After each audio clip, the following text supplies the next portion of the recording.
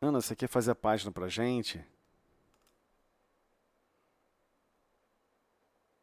Faz, Então podemos faz a fazer prece primeiro, né? isso, eu te pedi, faz a prece primeiro, depois a gente vai pra página, então. Tá. Vamos lá.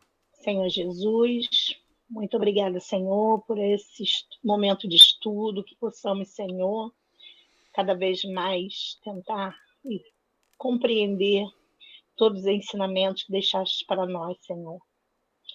Pedimos por todos que a sua misericórdia caia sobre todos nós, encarnados e desencarnados, e com esses conhecimentos, Senhor, possamos utilizar nessa trajetória de progresso. Agradecemos hoje e sempre. Muito obrigada, Senhor. Senhor Jesus, com esta prece, pedimos igualmente para darmos por iniciada a reunião do estudo do Livro dos Médiuns da noite de hoje, segundo a tua paz e harmonia. Que assim seja. Então, podemos, né? Do livro, tá, do livro Caminho, Verdade e Vida, capítulo 64 da Fé. O Tesouro Maior. Porque onde estiver o vosso tesouro, ali estará o vosso coração. Está em Lucas capítulo 12, versículo 34. No mundo, os templos da fé religiosa, desde que consagrados à divindade do Pai, são departamentos da casa infinita de Deus, onde Jesus ministra os seus bens aos corações da terra, independentemente da escola de crença a que se filiam. A essas subdivisões do eterno santuário comparecem os tutelados, educandos do Cristo, em seus diferentes graus de compreensão, cada qual instintivamente revela ao Senhor onde coloca seu tesouro. Muitas vezes, por isso mesmo, nos recintos diversos de sua casa, Jesus recebe sem resposta as súplicas de inúmeros crentes de mentalidade infantil, contraditórias ou contraducentes. O egoísta fala de seu tesouro, exaltando as posses precárias. O avarento refere-se a mesquinhas preocupações. O gozador demonstra apetites insaciáveis. O fanático repete pedidos loucos. Cada qual apresenta seu capricho ferido como sendo a dor maior. Cristo ouve-lhes as solicitações e espera a oportunidade de dar-lhes a conhecer o tesouro imperecível. Ouve em silêncio, porque a erva tenra pede tempo destinado ao processo evolutivo, e espera confiante, porquanto não despreze da colaboração dos discípulos resolutos e sinceros para exaltação do divino apostolado. No momento adequado, surgem esses ao seu influxo sublime e a paisagem dos templos se modifica. Não são apenas crentes que comparecem para a rogativa, são trabalhadores decididos que chegam para o trabalho, cheios de coragem, dispostos a morrer para que os outros alcancem a vida. Exemplificam a renúncia e o desinteresse, revelam a vontade do Pai em si próprios e, com isso, ampliam no mundo a compreensão do tesouro maior, sintetizado na conquista da luz eterna e do amor universal que já lhes enriquece o espírito engrandecido. Deixar você começar. Quiser falar alguma coisinha, pode falar, fica à vontade. Ou me interromper, Não, vou deixar você. pode me interromper também, só fico falando aqui sozinho. Vamos lá. Essa página é mais uma, né? Mais uma página dessa série do livro Caminho, Verdade e Vida. Não é à toa que existe o título desse livro chama-se Caminho, Verdade e Vida. Então é claro que ele vai tratar de assuntos sobre os nossos caminhos que teremos que percorrer, a verdade que teremos que viver e, é claro, a vida que realmente queremos animar, né? Então, A dificuldade desse versículo, de compreender esse versículo, é que ele não foi escrito exatamente para quem está extremamente materializado. Para quem está extremamente materializado, é óbvio que o tesouro está realmente fisicamente em algum lugar. Então, o tesouro pode ser o corpo físico, o tesouro pode ser realmente em estados de moedas, né, em recursos financeiros. O tesouro pode realmente ser uma casa, uma fazenda, mas não é sobre isso que ele está falando. Aqui são aspectos mais profundos da alma, né? Então, o tesouro maior que ele está tratando aqui são aspectos mais profundos, não é no terra a terra. Mas, independentemente, todos nós estamos em treinamento, todos nós estamos em aprendizado. E estamos ainda muito com a percepção de vida muito estranha. Não é à toa que o livro se chama Caminho, Verdade e Vida, né?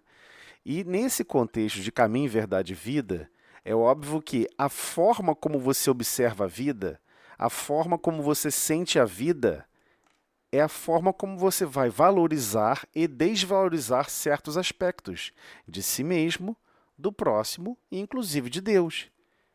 Então, se você acredita que o mundo está cheio de injustiças, que o mundo está incoerente, que o mundo está translocado, praticamente abandonado, é óbvio que, naturalmente, a forma como você vai sentir a vida vai se traduzir com essa expressão. Então, os valores que nós temos no nosso mundo íntimo, ela, na verdade, é a centelha que gera os sentimentos que vão dar base para os pensamentos, que irão dar base para as nossas ações e reações, especialmente como sentir a vida. Você passa aqui na Terra um espírito super evoluído, reencarna aqui na Terra um espírito super evoluído, missionário, é claro. Ele não vai entender a vida, observar a vida e sentir a vida como algo desastroso, como algo inquieto, como algo que mais causa aflição do que progresso. Ele consegue observar os símbolos, ele consegue compreender, ele não se confunde com o próprio corpo físico. Não tem como você vestir um macacão, né? O seu uniforme de trabalho. Imagina você é mecânico, você veste um macacão. Você não confunde o macacão com você mesmo. Você sabe o que é um macacão, você sabe o que é você. E assim são os espíritos mais superiores, mais desprendidos. Ele sabe que o corpo físico é apenas um uniforme de trabalho. Então, esse grupamento, ao lado do Cristo, eram capelinos, não eram espíritos quaisquer, né? A gente tem que começar a entender isso. Esses discípulos que receberam essa promessa, isso está descrito lá no livro Caminho da Luz, tá, gente? Jesus recebeu 4 civilizações vindos da constelação do Cocheiro, onde eles foram exilados aqui na Terra. Alguns chamam de exílio, né? Outros chamam de projeto renovador. Foram convidados a participar de um projeto de altíssima envergadura para desenvolver a capacidade de amar ainda mais, uma vez que no planeta onde eles habitavam, esse processo eles ficaram para trás, eles não conseguiram acompanhar. Então, eles receberam, 1 milhão de almas foram recebidas aqui na Terra. Então, nós tivemos aqui na Terra o povo indiano, o povo hebreu, o povo, que é lógico, deu origem ao povo judeu, o povo hebreu, o povo indiano, os arianos e os cientificistas. Né? Emmanuel explica isso em detalhes no livro Caminho da Luz, que ele conta a historiografia espiritual da Terra. Já está, inclusive, esse livro como audiolivro lá no grupo do podcast, né? Quem quiser acessar, pode botar para ouvir, vai tocar, vai ouvir o livro inteiro na íntegra, né? Tem uma leitora, já estava no YouTube, a gente só pegou o áudio e colocou lá para facilitar o acesso de todos. Então, aonde a gente quer chegar com isso? Então, esses espíritos, eles já sabiam mais profundamente o que buscar. Eles não estavam confundindo as coisas. Eles tinham um certo grau de certeza do que precisavam se desenvolver. Eles conheciam e reconheciam certas saudades, certas inquietudes que animavam no mundo íntimo e que eles queriam realmente ter mais experiências no amor, ter mais experiências na bondade, ter mais experiências em recursos que eles não possuíam o verdadeiro nível que eles gostariam de realmente estar animando, estar vivenciando. Então, a questão toda, como é que você pode desejar um tesouro que você não conhece? A pergunta maior dessa página, que a gente deveria fazer uma reflexão mais profunda é, como é que você pode desejar um tesouro que você nunca viu? Você nunca vai desejar. Esse é o problema. O problema de evoluir, a verdadeira base elementar do processo evolutivo é justamente esse. Não é como evoluir e não é por que evoluir. Você não tem ideia o que é ser feliz até que você seja feliz, ou até que você detecte fragmentos de felicidade. Mas aquela felicidade maior, de realmente saber em como ser de Deus, como estar agindo em nome de Deus, como estar sempre harmoniosamente alinhados com os objetivos divinos, como alcançar esse recurso, que é esse maior tesouro divino que podemos almejar, como alcançar esse grau de consciência? Como é que você vai desejar algo que você não tem a menor ideia? Né? Você nunca vai desejar, por exemplo, nadar numa praia ou nadar se você nunca viu ninguém nadando, se você nunca foi numa praia, inclusive. Então, ainda estamos nesse nível. Né? Como dizia Sócrates, você não pode fazer o parto de uma pessoa que não está grávida. Como você vai fazer um parto de alguém que não está grávida? Parece até uma coisa esdrúxula, né? Pô, um parto de quem não está grávida? É óbvio, não tem nada, não tem dor de parto, não tem nada. Pois é, mas é isso que ele está falando. Sócrates é ainda, né? Claro que ele ainda ministro do próprio Cristo. Cristo despachou para a Terra um dos seus ministros mais próximos. Despachou ele à Terra para auxiliar modificar a nossa percepção de vida, a nossa percepção de mundo. Então, é muito difícil adquirir um desejo sincero, um desejo expressivo, significativo em progredir para Deus, se você não sabe o que é essa felicidade.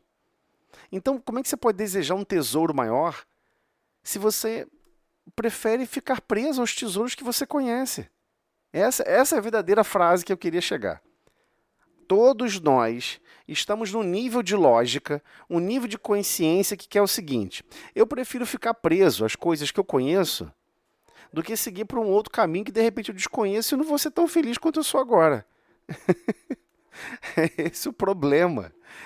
Essa a real situação. Né? Inclusive, hoje no trabalho, estava conversando com uma pessoa e a pessoa não é espírita, né? Mas a gente acaba conversando sobre essas questões e a pessoa falou isso. Poxa, mas... Eu falei, cara, imagina que você realmente vai retornar. O que você gostaria de fazer diferente na sua vida?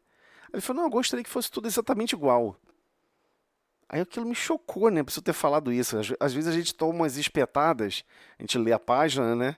E fica sendo espetado o dia inteiro sobre aquela página. Eu fiquei assim, cara, ele acabou de falar a ideia central da página que eu li de manhã cedo. Cara, não é possível. Não é possível. Como é que ele vai desejar realmente uma condição de mais alegria, de mais felicidade, de mais contentamento, se ele não conhece? E aí, com medo... O medo trava o espírito. O medo trava, congela, né, as esteiras do destino. Dizem que é a esperança que congela as fases do destino. A esperança aleja, né? Você fica prostrado no mesmo lugar. Mas o medo faz com que as pessoas não tentem nada. Vou tentar para quê? Vai dar errado. Pô, vou tentar progredir. Não, mas é muito trabalhoso. Então, a página vem trazendo essas reflexões, ok? De uma maneira um pouco mais profunda, ok? É uma página escrita para quem já se identifica e já reconhece. Eu sou um espírito imortal. Eu estou aqui a trabalho, em desenvolvimento, num planeta de provas e expiações. Eu tenho que provar que eu sou capaz de amar em condições adversas, que eu sou capaz de servir em condições adversas, que eu sou, inclusive, capaz de experienciar a minha própria consciência distorcida, o meu coração distorcido, que ama de uma forma ainda adoecida, e perceber isso. Nossa, eu vou experimentar o que eu sou capaz de gerar de alegria, de contentamento, de desunião ou de desgraça ao meu derredor. E ao experienciar isso, você quer mudar. Né? Ninguém entra dentro de uma casa que as paredes estão arrebentadas, está sem tinta, tudo quebrado, e fala assim, nossa, essa casa está maravilhosa para viver assim mesmo. Você vai se sentir constrangido a querer reformar a casa. Agora, você só vai realmente querer reformar a casa quando você entra e vivencia, experiencia o que é viver aquele status, aquele estado daquela casa depauperada, em frangalhos, com dificuldade, com toda cheia de problemas, vazamento, isso e aquilo. Não, peraí, eu tenho que consertar isso primeiro, eu tenho que reformar isso aqui primeiro. Não é assim que a gente faz com todas as casas? Carros, casas, o que for. É assim também com relação ao nosso mundo íntimo. Que sentimentos você anima em relação a toda a vida? Que sentimentos você anima em relação à verdade? Que sentimentos você anima em relação ao caminho que está sempre sendo desenvolvido e traçado para os nossos destinos? E aí a gente vai percebendo. Então, essa questão de provas e expiações é algo muito mais complexo do que a gente costuma querer absorver quando está lendo o Livro dos Espíritos. Ah, isso aqui é um planeta de provas e expiações. Mas como assim expiação? Ah, porque eu vou expiar a dificuldade. Ah, porque... Não, você vai expiar você mesmo. Você está sentenciado a viver o que a sua consciência é capaz de gerar. Isso é que é o mais desafiador. O que está ao derredor depende da consciência. Bota um espírito de luz, um espírito puro, para animar as mesmas situações que nós estamos animando. Tudo ele observa com bondade, tudo ele observa como um sinal divino, como algo maravilhoso, como recursos. Consegue compreender naturalmente. Quem não lê o livro Renúncia, eu recomendo ler o livro Renúncia. Porque poucas vezes eu vi as pessoas citando sobre Alcione, né? Um dia eu vou pegar assim, vou ler de novo o livro inteiro e vou recortar todas as falas dela. É impressionante. A Alcione é impressionante. Você fica assustado. Qualquer situação que acontecia com ela e para ela, em qualquer contexto, ela sempre tinha uma fala extremamente brilhante e extremamente sábia. Ah, mas é porque ela tem muita sabedoria. Exatamente. Exatamente. Se nós estivéssemos experienciando o que ela experienciou, estaremos bradando, reclamando, criticando, dizendo que é o caos, que o mundo não presta, que é isso, que é aquilo, e querendo se tornar um revolucionário. A revolução real é do mundo íntimo.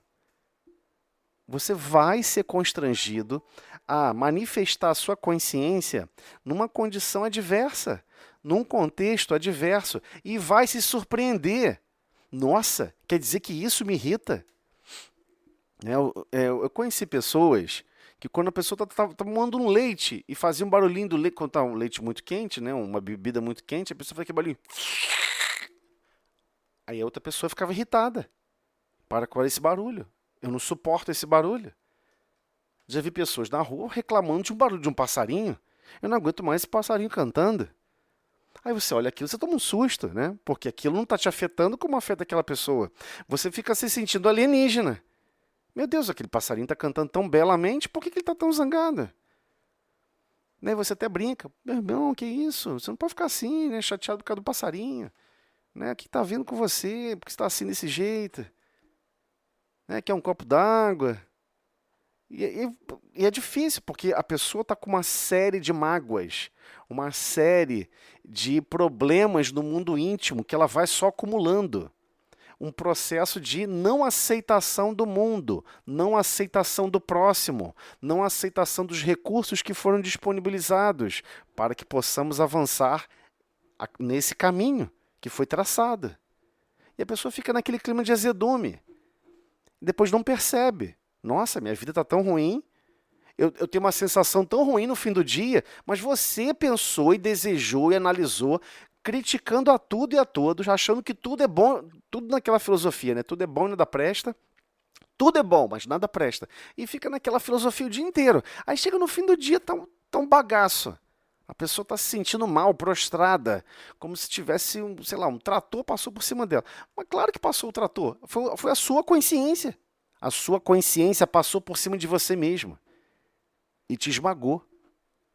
Só que sempre achamos que é o mundo externo, sempre achamos que é o planeta, sempre achamos que são todas as dificuldades, nunca é a nossa forma de receber e perceber a vida. Então, é nesse contexto que a página está girando. Então, rapidamente, vou tentar agilizar aqui para não atrasar muito. Então, acho que todo mundo já entendeu essa introdução, acho que todo mundo já entendeu a ideia. Então, não importa se você está numa casa espírita, se você está numa igreja, se você está num templo budista, não importa. Mesmo num templo budista, que não está falando de Jesus, diretamente do Cristo. Buda foi despachado pelo próprio Cristo. Nenhum país ficou sem um representante, sem uma experiência, um engajamento para marcharmos para o amor e a sabedoria. Nenhum planeta, nenhum lugar do planeta ficou descuidado. As mensagens foram mal interpretadas, foram distorcidas, não importa. Mas as mensagens foram enviadas, e é sobre isso que ele vai falar. No mundo, os templos da fé religiosa, desde que consagrados à divindade do Pai, são departamentos da casa infinita de Deus, onde Jesus ministra os seus bens aos corações da terra. Alguém vai falar assim, mas como assim? Jesus ministra os bens aos corações da terra. Que bens são esses?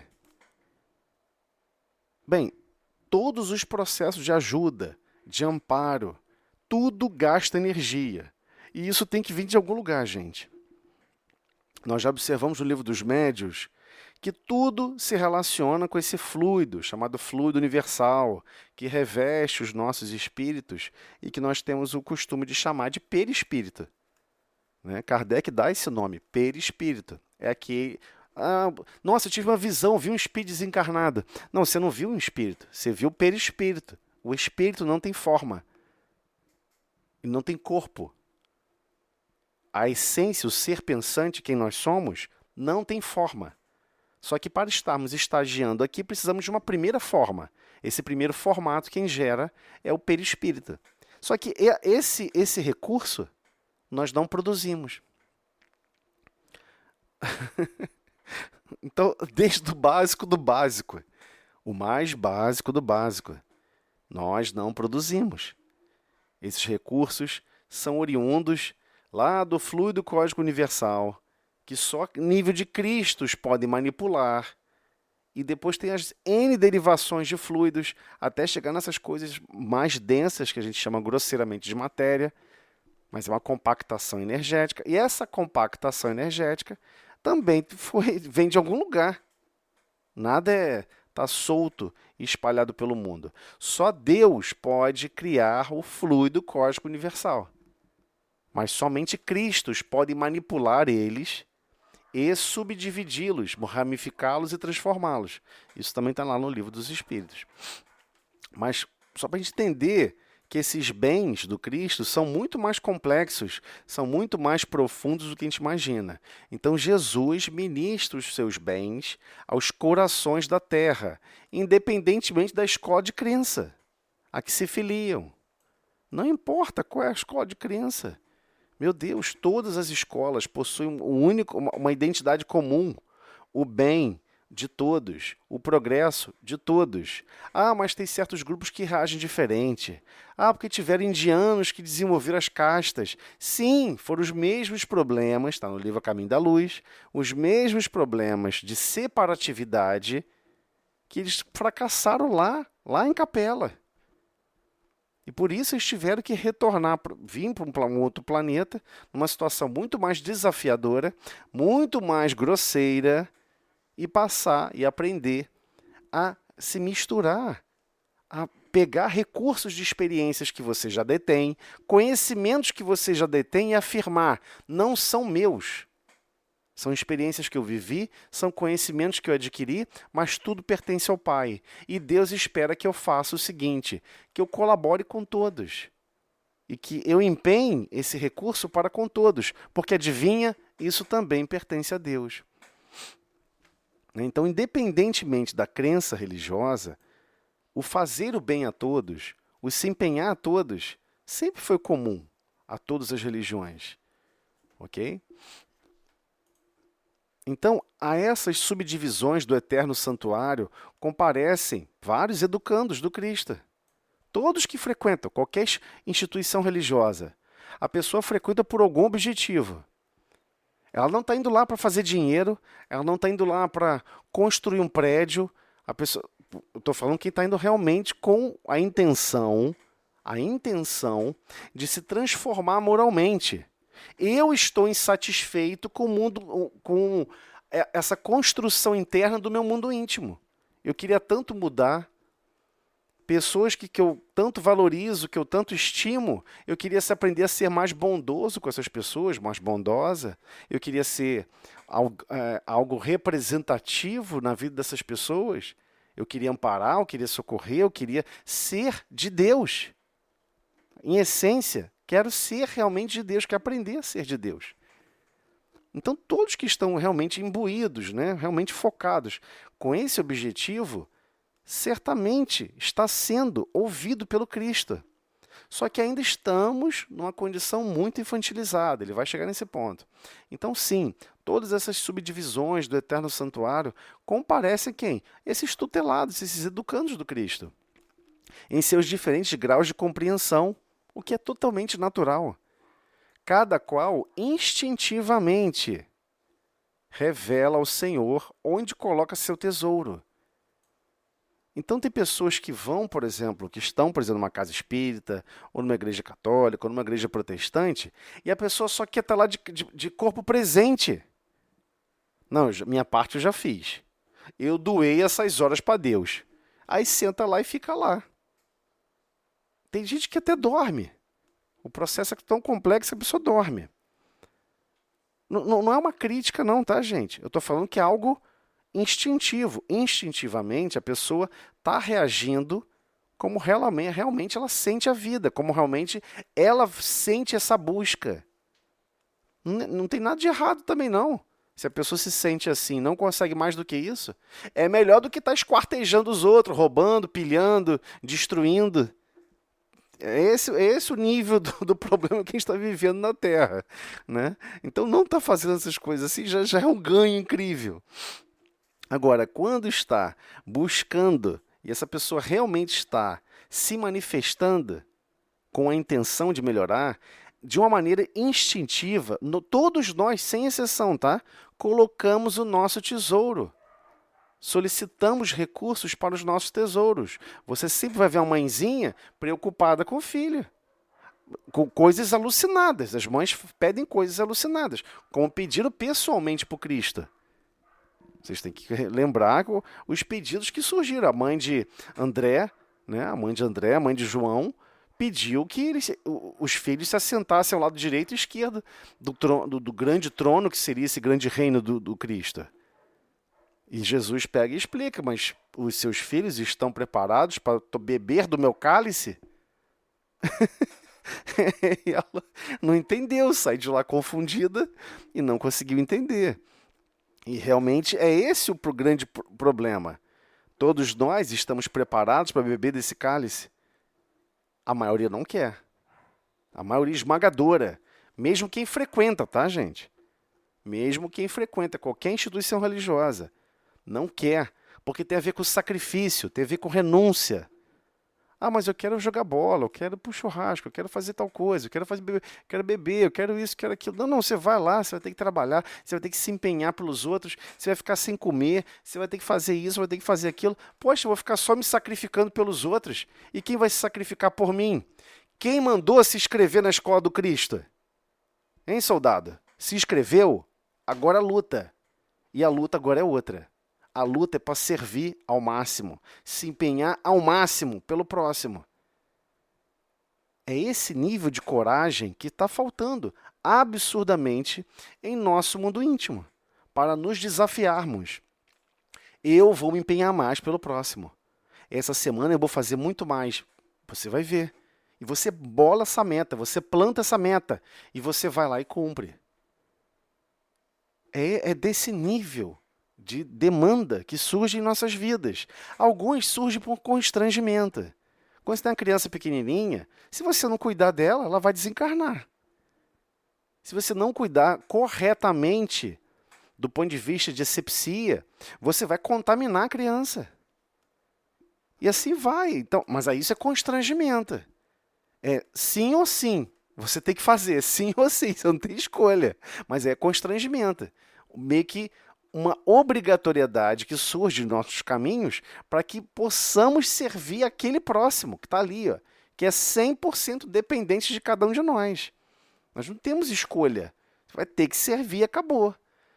Então, essa é a grande dificuldade, mas instintivamente vamos sempre manifestar onde colocamos o nosso tesouro.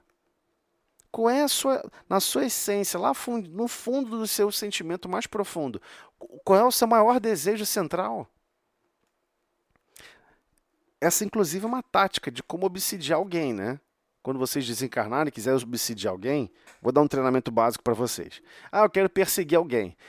É impossível você colocar uma ideia nova na cabeça de alguém. Por exemplo, uma pessoa que não bebe nenhuma bebida alcoólica. Você não pode chegar para a pessoa e falar assim, beba essa bebida alcoólica aqui agora. É uma ideia que não vai nunca se fixar. A ideia não se fixa. Nenhuma ideia nova, assim, totalmente desconcertante, se fixa na cabeça de ninguém. Agora, você pode plantar uma ideia estudando essa pessoa. Eu não estou querendo que você faça mal, não, gente, mas eu quero que vocês entendam o mecanismo. Quando você estuda a pessoa, a primeira coisa que o obsessor quer entender daquela pessoa é qual é o desejo central dela. Porque ela sabe que a maioria dos nossos desejos centrais e a maioria das coisas onde nós colocamos o nosso tesouro são em lugares equivocados. Então a pessoa pensa, o mais importante é eu enriquecer e eu ficar milionário. Custe o que custar. E a pessoa monta vários empreendimentos e faz isso, faz aquilo. A pessoa muito esforçada, muito trabalhadora. Não estou falando de nada desonesto, não. A pessoa foi lá, esforçada, trabalhou 12, 13, 14, 18 horas por dia e trabalhando, trabalhando, trabalhando, trabalhando. Mas nessa voracidade toda, você não vai estar dando atenção para a sua família. Não vai estar dando atenção para as pessoas mais próximas. E não tem como ter as duas coisas. O tempo é um só. Ou faz uma coisa, ou faz outra. Nós não temos a capacidade de fazer 3, 4 coisas ao mesmo tempo. É impossível. Então, tudo isso vai deixando claro. A vida é sempre assim, a gente está sempre exercendo a nossa própria consciência. O tempo inteiro. E tomando susto. O que a gente escolhe? Meu Deus, como é que eu escolhi viver assim durante tantos anos? Meu Deus, isso aconteceu numa... A maior empresa de advocacia dos Estados Unidos contratou um psicólogo para tentar convencer as mulheres que eram praticamente já sócias da empresa não abandonassem a empresa. Aquela JP Morgan, né? É uma empresa bem famosa nos Estados Unidos de advocacia. O que acontecia com essas mulheres? Elas chegavam mais ou menos quase 40 anos a ponto de se tornar realmente sócia, tipo uma das donas, né, da empresa, e elas pediam demissão. Mas assim, era direto isso, não era uma ou duas vezes. Todas as mulheres pediam demissão quando chegavam nessa idade. E eles estavam já chocados, né, porque, puxa vida, são clientes que a pessoa perde. E não é porque ela está pedindo demissão para ir para outra empresa. Quando tu vai ver, ela pede demissão e abandona a profissão. E aí chamou um psicólogo, né? Outros sócios chamaram o psicólogo para fazer umas palestras de incentivo. E o psicólogo pegou e falou: olha, eu não tenho como convencer a pessoa a fazer o que vocês querem, isso não existe. A pessoa é livre para ela fazer o que ela quiser. Não, mas você não pode falar alguma coisa para incentivar. Poxa, a pessoa chegou nesse nível, um nível tão, lutou tanto. E tudo bem, ele aceitou o desafio. Então o que ele fez inicialmente? Começou a entrevistar todas as mulheres. Foi entrevistando todas elas. Foram 5 a 10 anos de pesquisa sobre o assunto. Ele continuou trabalhando esse assunto em outros lugares, né? Ele ficou muito curioso realmente. E ele começou a observar o seguinte: só mudava o nome da empresa. Isso era sistemático, acontecia com todas as mulheres, muito bem-sucedidas, muito bem realizadas. Por quê? Do ponto de vista material, ok? Do ponto de vista material. Chega uma certa idade, a pessoa quer ter filhos. E aí começa o problema. O corpo físico, ele não te dá essa oportunidade. O corpo físico não funciona assim. Então, tem uma idade ideal para você ter filhos. Ah, mas puxa vida, isso tinha que mudar, eu não aceito a vida assim. Então, de novo, é um problema de como você está lidando com a experiência física. Com a experiência física do planeta Terra. Então, quando ele começou a perceber o seguinte, as mulheres estavam deixando para se tornar mãe. Elas queriam ser mães. E sabia que era impossível conciliar isso no trabalho, né? Hoje, no futuro, né? No futuro um pouco mais distante, as mulheres nos locais de trabalho vão ser tratadas de uma maneira completamente diferente. Todos vão valorizar as mulheres como a formadora da vida. Então, se ela não pode trabalhar 8 horas por dia e ela só pode trabalhar 4, todo mundo vai trabalhar feliz, todos os outros homens vão trabalhar felizes. Em vez de 8 horas, vão trabalhar 10 para compensar as horas delas. Felizes, porque sabe que elas estão garantindo a vida. A gente vai chegar a esse ponto, né? Hoje a sociedade fala muito sobre isso, né? As pessoas ficam discutindo de igualdade, igualdade. Uma vez no trabalho me pediram minha opinião sobre isso, e eu evito, né, falar, né, sobre essas coisas, porque geralmente o que eu falo as pessoas ficam um pouco chocadas, né? E eu falei abertamente, falei, olha só, isso é uma tolice gigantesca. É óbvio que o homem tem que trabalhar muito mais que a mulher. Ela é dona da vida, ela tem a missão da vida na Terra. Se ela tiver que ficar aqui só 5 horas e eu tiver que ficar 10, eu vou ficar trabalhando 10 horas feliz da vida. Porque eu sei que aquelas 5 horas que ela está trabalhando, ela fez o que ela tinha que fazer, mas ela vai cuidar depois de gerar vida e manutenção da vida, que talvez eu não tenha condições de cumprir. Por motivos sociais, por motivos econômicos. Então, é o contrário. O homem deveria se sentir muito mais copartícipe em amparar mais a quem gera a vida, porque ele não pode gerar vida. Ele não veio com essa missão, né? Então, é claro que as pessoas ficaram, poxa, eu não tinha pensado sobre isso. Nossa, eu não tinha pensado dessa maneira. Não, claro que a gente nunca pensa dessa maneira. É a nossa forma de sentir a vida que é estranha. Mas é claro que essa forma de sentir a vida vai mudando. É lógico que ela vai mudar. É óbvio que ela vai mudar. Aí alguém pode pensar assim, poxa, mas a pessoa vai trabalhar 5 horas e vai receber o salário menor. Não, você não está entendendo. Vai chegar um ponto de nível de bondade aqui na Terra que a alegria da pessoa vai ser trabalhar mais para que a outra trabalhe menos e receba o mesmo salário. Ah, mas eu acho isso injusto. Alguém pode falar. Então, ainda estaremos discutindo qual estandarte é mais importante para estar à frente de onde você caminha. O estandarte da justiça ou o estandarte do amor? Porque todo amor se sacrifica. Todo amor é zeloso, é bondoso. Não adianta ficar só citando essa passagem da Bíblia e não querer se sacrificar por amor. Por amor a quem preserva a vida, por amor a quem preserva as situações. É isso. Não tem outro caminho, né? Então, muitas vezes, por isso mesmo, nos recintos diversos de sua casa, ele está falando agora das instituições religiosas, Jesus recebe sem resposta as súplicas de inúmeros crentes de mentalidade infantil. Então a pessoa pede: ah, Senhor, vi um barco tão lindo, uma lancha maravilhosa, eu quero encher de mulher, dar uma festa de arromba, eu preciso tanto desse recurso, Senhor. E as pessoas mentalmente pedem coisas alucinadas. A pessoa já tem um problema, às vezes, com bebida alcoólica, tem um problema de indisciplina, tem um problema de desequilíbrio, tem N problemas de comprometimento, e a pessoa está ali mentalmente pedindo como uma criança que pede um ursinho de pelúcia. Como uma criança que quer, de repente, tomar picolé, ou tomar um sorvete, ou tomar até quase morrer. Não entende. Está aprisionado a certos vícios, a certas sensações. E de forma contraditória ou contraproducente. Então, o que ele está querendo dizer contraditória? Às vezes, contraditória a própria felicidade. Contraditória a própria felicidade. A pessoa está pedindo coisas e desejando destinos, pedindo coisas nesse sentido, né? Desejando destinos que basicamente vão criar situações extremamente dolorosas. A pessoa quer ficar numa situação melhor, mas está pedindo coisas que vão gerar mais dor ainda. E também igualmente contraproducentes, ou seja, improdutivas. Ah, Senhor, eu queria tanto me aposentar e não fazer absolutamente nada, mas a pessoa não tem coragem de falar isso em público ou em qualquer outro lugar. Qual é o seu desejo central? Meu desejo central é não ter que fazer nada. Várias pessoas vivem esse estilo de vida. Várias pessoas desejam isso.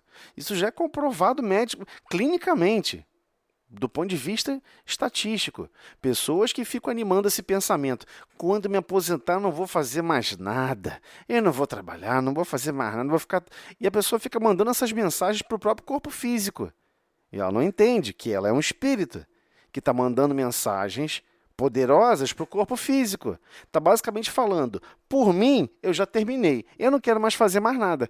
E a pessoa vai mandando essas mensagens para o corpo físico e, de repente, não percebe que ela está influenciando todos os órgãos. Porque quem dá ânima ao corpo físico somos nós.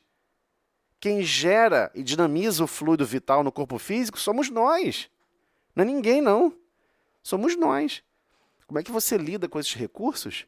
É a sua consciência que vai dar a resposta. Então, por isso que acaba sendo contraproducente. Senhor, antes de reencarnar? Não, você diz que vai perdoar. Você diz que, nossa, agora sim, eu vou encontrar com o Beltrano, com o Ciclano, vai dar tudo certo, vou conseguir desfazer os problemas, eu vou amá-la, eu vou servir, eu vou amparar, eu vou me engajar. Mas chegando aqui na hora, esquece tudo. E a essência da consciência se manifesta em outras direções. Mas não tem ninguém forçando ninguém a nada. Todos nós somos livres para escolher. E esse grau de liberdade é que é tão assustador. Então, por isso, acabamos seguindo solicitações contraproducentes. Ficamos pedindo a Deus situações completamente alucinadas, que só vai piorar. Né? Eu já vi diversas... Quando eu era da mocidade, né, de evangelização, eu gostava muito de implicar com as pessoas. Né? Então, sempre tinha alguém que falava: puxa vida, né? Pessoas, é claro que eu tinha intimidade, né, gente? Eu não vou implicar com alguém assim que eu não tenho intimidade. A pessoa falava assim: eu queria tanto cuidar de criancinhas do orfanato, que não sei o que não sei o que lá. Um dia, que se eu ganhar na Mega Sena, eu vou montar um orfanato. Aí eu olhava para a pessoa e pensava: pô, mas você não consegue aturar teus sobrinhos, pô. Pessoas que eu tinha liberdade, né, claro. Você não atura seus sobrinhos. As são crianças chatas, fica reclamando deles. Como é que tu vai aturar 60? Aturar 80 crianças? Você não atura 2. Então, assim, a pessoa é impaciente com 2, né? Com 2 crianças. Vai dar conta de 60, 80? Na verdade, é uma maneira psicologicamente adoecida, quase que infantil, de tentar enganar Deus. Eu vou contar mentirinha, sabe? Se fizer isso, eu vou abrir um orfanato, sabe? Eu vou montar um orfanato, bota um gerente, um diretor, contrata um monte de gente, vamos botar lá para tocar isso daí, mas eu mesmo só fico de lado, de longe, enviando os pagamentos. É contraproducente isso. Por quê? Porque era para você estar lá. Era para você entrar naquele local que você criou, que você estilizou, que você desenvolveu e pedir assim, qual o pior lugar aqui de servir que ninguém quer servir? Mas a senhora é a dona, você que idealizou tudo isso. Eu vou repetir a pergunta. Qual o pior local que ninguém quer servir? A pessoa entra, fica trabalhando 3, 4 meses e pede demissão. Porque diz que o salário é ruim, que o trabalho é horrível, que é impossível. Ah, é limpando ali, ó, limpando aqueles negócios ali e tal, cuidando disso assim, sensado. Esse agora é meu trabalho. Eu farei ele. Vai chegar esse ponto. Esse ponto vai chegar, gente. O desespero para querer se desenvolver realmente em bondade, querer se desenvolver em capacidade de produzir, onde ninguém tem coragem de produzir, vai chegar a esse ponto. Estaremos nessa condição muito em breve. Porque a gente não aguenta mais viver como a gente vive com o nosso próprio mundo íntimo. É muita dor, é muito fracasso, é muita tristeza, é muita agonia. Ninguém aguenta isso muito tempo. E vamos parar de pedir os lugares e os locais de servir que são contraproducentes ao nosso desenvolvimento como espírito imortal. Como espírito imortal. Então é claro que o egoísta, quando vai em qualquer instituição religiosa, ele só fala do próprio tesouro. Ele vai falar mentalmente, que eu estou querendo dizer, né? Vai se comunicar mentalmente, exaltando as posses precárias. O avarento refere-se às mesquinhas preocupações. O gozador demonstra apetites insaciáveis. O fanático repete pedidos loucos. Ou seja, não importa o gênero. Ah, mas o fanático está indo lá todo dia. Mas ele está lá todo dia e começa a pedir um monte de coisa alucinada. Ah, Senhor, que caia um raio sobre essas pessoas, sobre esses imundos, sobre esses miseráveis. Ué, mas você quer maltratar a parte da criação mais complexa de Deus? Para criar matéria, criar planeta, criar galáxias, falou, faça-se a luz. E ele achou essa luz boa e manteve essa luz. E quando foi para construir, desenvolver a consciência do próximo, ele soprou. Quantos minutos você consegue ficar soprando ininterruptamente? Ou seja, quem escreveu esse livro da Gênesis, ele escreveu uma comparação para demonstrar um esforço divino, porque Deus não tem boca, Deus não fala. Isso é questão de seres humanos ainda animando o corpo físico, mas era para dar um exemplo de esforço, que era muito acima da nossa capacidade de imaginar esse esforço, mas foi um esforço genuinamente grande para consolidar e constituir uma consciência, um espírito. Construir o princípio espiritual é muito mais trabalhoso do que construir galáxias. E aí você vai pegar e vai maltratar aquela consciência. Então esses pedidos loucos são complexos. A pessoa acha que está agindo em nome de Deus. Não, eu tenho que acabar com o problema do mal no mundo. Ah lá, tá vendo aquele carrapato pegando o pé da vaca? Vamos assassinar a vaca. Mas uma coisa tem a ver com a outra. Né? A pessoa foi lá e contaminou o rio. Né? Um animal caiu morto no rio. Nossa, esse rio aqui está podre. Vamos destruir o rio. Não, você tem que tirar o animal do rio, porque o rio é maravilhoso. Todas as fontes de recursos divinos são maravilhosas. Nós aqui temos que aprender a cuidar delas, porque elas requerem cuidados. E assim é a vida, em todos os seus aspectos. Né? Então, cada qual apresenta seu capricho ferido, como sendo a dor maior. Ah, Senhor, eu não aguento mais, eu tenho um chefe que me obriga a trabalhar, que quer sempre arrancar meu sangue. Eu queria sentar lá no trabalho e não fazer nada, olhar para a parede e levar meu salário embora, só de estar corpo presente. Mas você recebe salário para trabalhar. Se você decide não trabalhar e recebe o salário, você consegue compreender o nível de complicação que você está gerando para a sua consciência. Você acha que você vai começar a acreditar no futuro que você é merecedor de recursos sem fim, inclusive divinos, sem fazer nada por eles. É basicamente um Deus ambulante na Terra. Então é esse o desvio, os desvios que nós vamos começar a perceber, né? Então Cristo ouve-lhes, por isso que é tão importante, né? Orar, né, à noite, durante o dia, seja o momento que for no seu lugar, mas reservado, você aprender a orar. Orar tem a ver com oros. Você vai botar para fora, você vai falar como você está sentindo a vida, você vai se expressar. Oração não é igual a prece. A gente tem que começar a entender isso. A oração você bota para fora como você está se sentindo. E você vai se ouvir. O que você nem sequer tinha coragem de falar. Você vai ter coragem de falar. Aí o que você vai perceber? Meu Deus, é assim que eu estou me sentindo? Meu Deus, é assim que eu estou percebendo a vida? Por isso que esse momento de oração é tão importante. Então Cristo ouve-lhes as solicitações e espera a oportunidade de dar-lhes a conhecer o tesouro imperecível. Ouve em silêncio, porque a erva tenra pede tempo destinado ao processo evolutivo. Então, é isso mesmo, somos ervas tenras. Ainda estamos com dificuldade, aquela sementinha, a empurrar a terra para começar a respirar outra atmosfera. É assim com o reino vegetal. É um exemplo vivo. Vive aquela luta ali para conseguir vencer aquela resistência para ir para outro estado, né, da matéria. E mesmo ali ter que aprender a buscar luz. Não tem molezinha, nem no mundo, né, vegetal. E espera confiante porquanto não prescinde, ou seja, não despreza da colaboração dos discípulos resolutos e sinceros para a extensão do seu divino apostolado. No momento adequado, surgem esses ao seu influxo sublime e a paisagem dos templos se modificam. Não são apenas crentes que comparecem para a rogativa, são trabalhadores decididos que chegam para o trabalho. Pessoal, eu vou ter que só aqui, para fechar esse finalzinho aqui, vou ter que abrir outra sala e de lá a gente continua. Que aqui a gente está com a conta do Google sem assinatura, a gente tem que emendar as salas, tá bom? Vou mandar o próximo link no grupo e ela vai entrando então. Vamos lá. Boa noite, boa noite.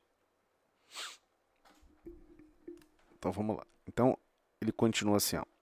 Cheios de coragem. Só para não perder aqui o fio da meada, vou voltar um pouquinho. Boa noite, boa noite. Então, continuando. Não são apenas crentes que comparecem para a rogativa. Olha só, a frase que a gente estava comentando. Né? Aqui, Ana voltou. Estávamos te esperando, Ana. Vamos lá. Botei errado lá. Acontece, tranquilo. Então, assim, retomando a linha do pensamento, como a gente estava comentando inicialmente, né? Não são apenas crentes, as pessoas que acreditam, né? Que creem, só acredito em Jesus. Concordo com ele, sabe? Aí a pessoa vai lá e senta e fica lá esperando, só pedindo. Não são apenas crentes que comparecem para a rogativa. São trabalhadores decididos que chegam para o trabalho. Qual o trabalho? O trabalho do Cristo. Mas como assim o trabalho do Cristo lá na casa espírita, ou lá na igreja, é isso? Trabalhar lá dentro? Não! Não! Lá dentro você pode até colaborar, trabalhar, fica à vontade. Só que quantas horas nós temos por semana? 178 horas. Eu vou retornar essa conta novamente, porque eu gosto de fazer essa conta, a maioria das pessoas não entendem isso. Nós temos 24 horas por dia, certo? Vezes 7 dias na semana. Isso a gente chega no valor de 168 horas. Você fica lá só 1 hora. Mas você está contando a noite também, eu não trabalho à noite. Trabalha sim. Você sai do corpo físico toda noite. Você vai para onde melhor te atrai, o que te interessa, o que você busca, sem limitações do corpo físico. Então, se você quer ir para a esbórnia, para a bagunça, para as loucuras do mundo, fica tranquilo, não falta lugar do outro lado. Tem uns monte. Ah, não, mas eu quero crescer, eu quero melhorar, eu quero servir, eu quero amparar, eu quero trabalhar em nome do Cristo. Fica tranquilo, não falta trabalho. Trabalho é o que não falta. Então nós temos 160 horas, 168 horas por semana. Não se enganem. Ah, mas eu vou 1 hora. Eu vou 5 horas por semana na instituição religiosa. Meu Deus, sério? Vai 5 horas, é? Então, 5 dividido por 168. O que vai dar? Vezes 100. 3%. Você usou 3% do seu tempo nessas horas. Você não pode acreditar que ir para a instituição religiosa, colaborar lá, trabalhar lá, é esse o objetivo final do desenvolvimento religioso no seu mundo íntimo. Não é esse trabalho que ele está falando. Ele está falando trabalho que você está se capacitando para todo e qualquer lugar. Ele está falando das outras 97% do seu tempo. Você vai agir e reagir segundo aonde está o seu tesouro nos outros 97% do tempo. É esse o grande problema. Não são os 3%, são os outros 97%. São os 97% do nosso tempo, ou 99%, não importa quanto você se dedica a alguma instituição religiosa, não importa. A questão é o que você está fazendo do seu tempo, o que você está buscando, o que você está se desenvolvendo. É esse o grande problema. Então, são trabalhadores decididos que chegam para o trabalho. Qual o trabalho? Ou é o trabalho que vai exigir renúncia, que vai exigir amparo, que vai exigir sacrifício da sua parte, que vai exigir você ir em lugares que você nunca vai querer ir, por livre e espontânea vontade. Você exercer auxílio e amparo em condições adversas, especialmente se sacrificando. 2 pessoas estão brigando e você quer separar, quer melhorar a briga. Sem ser a briga física, né? Quando chega a briga física fica muito difícil. Estão brigando, discutindo. Aí você quer entrar na discussão tomando partido de alguém. Ou pior, afinado com alguma visão que um está defendendo, que um deles está defendendo. Ou seja, você se torna uma terceira pessoa que está desejando aquele ursinho de pelúcia, chamado razão. Você quer ter razão ou quer produzir a paz?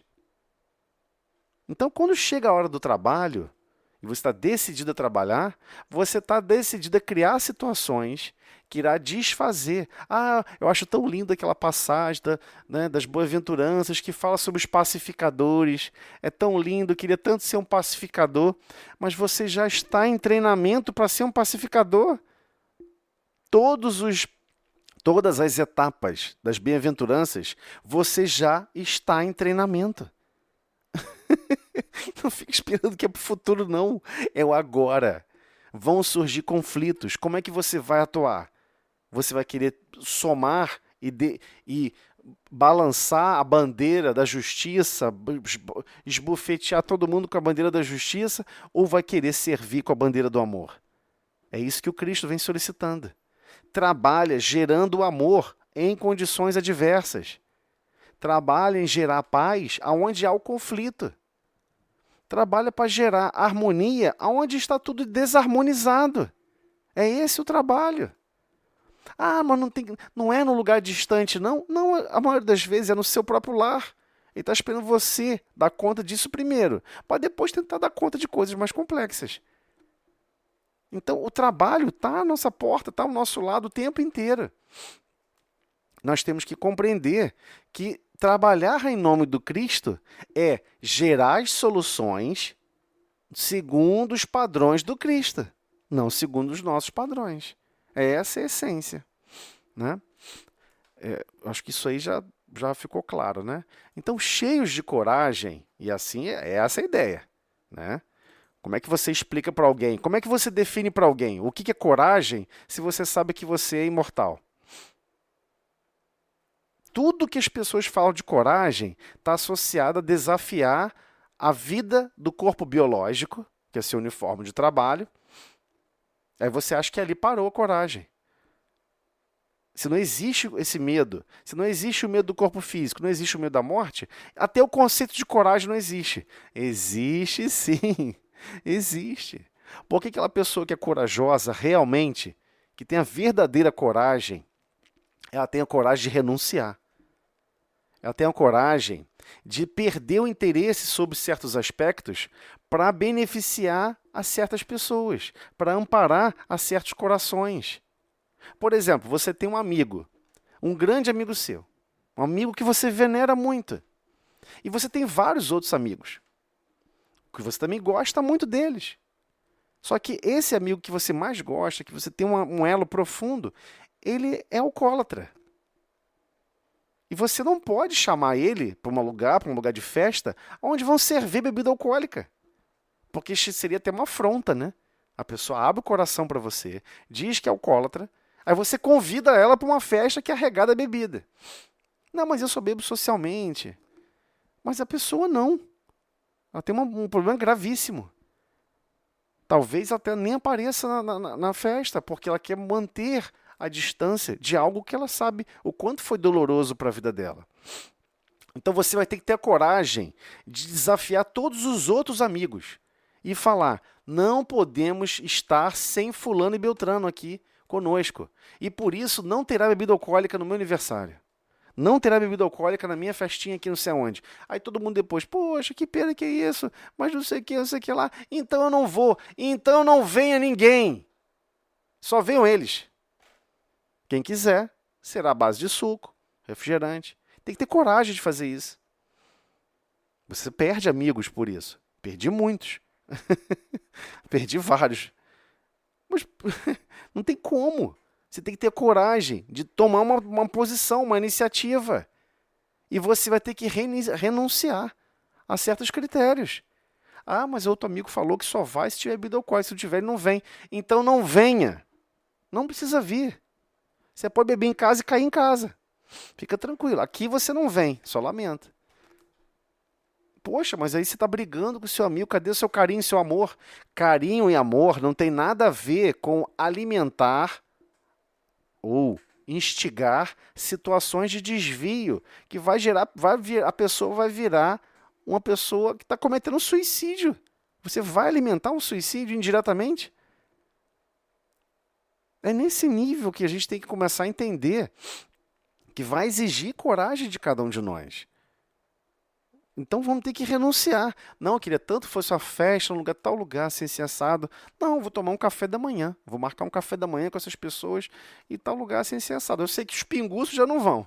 Então eu posso levar essa pessoa que é muito amigo e que não bebe.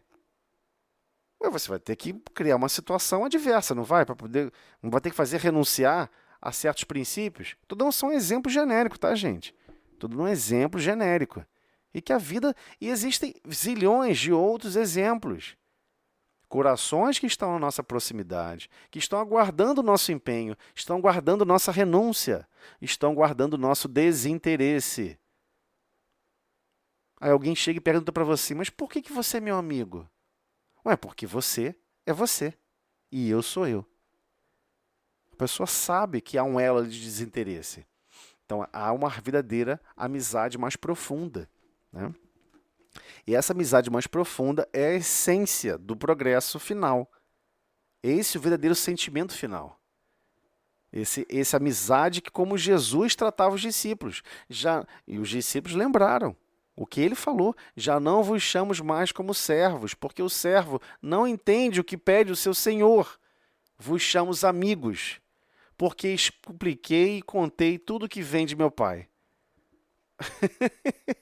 Meu Deus do céu, é impressionantemente belo. É um nível de renúncia, um nível de desinteresse descomunal. Enquanto que a maioria, quando descobre algo que ela considera precioso, ela quer esconder de todos. E o Cristo pede para a gente fazer justamente o oposto. Se você sabe que isso é muito bom para você, tente fazer o possível para que isso se irradie para o próximo. Não como métrica de convencimento, catequese, e quer forçar o outro a concordar com você, mas pelos os seus exemplos de renúncia e desinteresse. Vai cativar aquele coração. É essa a essência, né? Porque sim, isso vai acabar revelando o quê? A vontade do Pai em si próprios. É o que o Pai deseja para todos nós, que possamos agir e reagir uns com os outros com muito mais fraternidade, com muito mais amor, com muito mais empenho.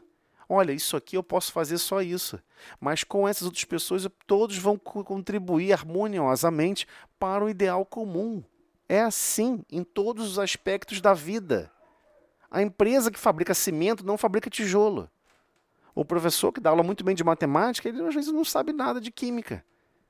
Às vezes aquele professor que sabe muito bem de português e de inglês, ou áreas, não conhece matemática. Mas todos estão colaborando com a sua própria vontade, empenhados para com o próximo. Ah, mas você está confundindo, você está falando de trabalho profissional com princípios divinos. Mas você acha que você vai exercer esses princípios aonde? Em algum lugar distante, remoto, construindo um templo? É óbvio que não, é em todos os lugares, é no lar, é no trabalho. Qual é a sua relação? A relação que você tem com o próximo é a relação que você tem com Deus. Se você acha que Deus castiga, você castiga o próximo. Se você acha que Deus é extremamente demandante, que obriga a todos a evoluírem rapidamente, você vai tratar assim as pessoas no trabalho. Você não vai entender que cada um tem seu tempo. Se você é professora, você vai querer que todos os seres humanos sejam iguais. Você não vai tratar cada um de uma forma diferente. Você vai dizer que todos têm que aprender do mesmo jeito. Né? Várias escolas na Europa continuam separando as crianças, né? De meninos e meninas. Eles já perceberam, há muitos tempos, há décadas atrás, que as crianças aprendem, nessa idade mais recente, mais novinhos, aprendem de forma diferente, meninos e meninas.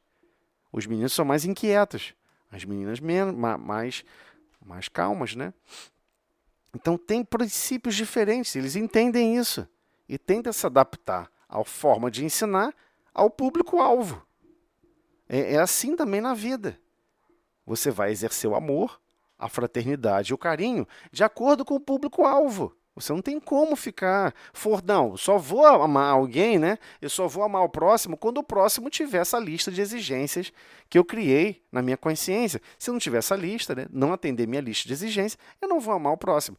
Então, se cuide, porque possivelmente você não vai nem se amar. E aí começa o maior grave de todos os problemas. Se você não se ama, como é que você vai amar o próximo? Então, cumprir essa vontade do Pai, ela é mais complexa do que a gente imagina. Porque cumprir a vontade do Pai é o ato de bater a porta do Pai pedindo trabalho.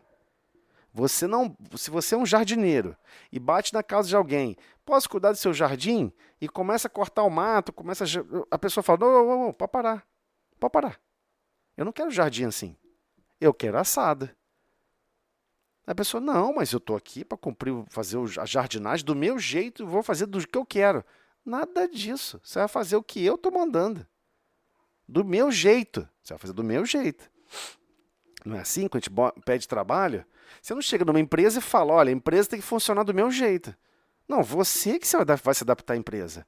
Você que vai se adaptar aos procedimentos. Você que vai se adaptar à rotina.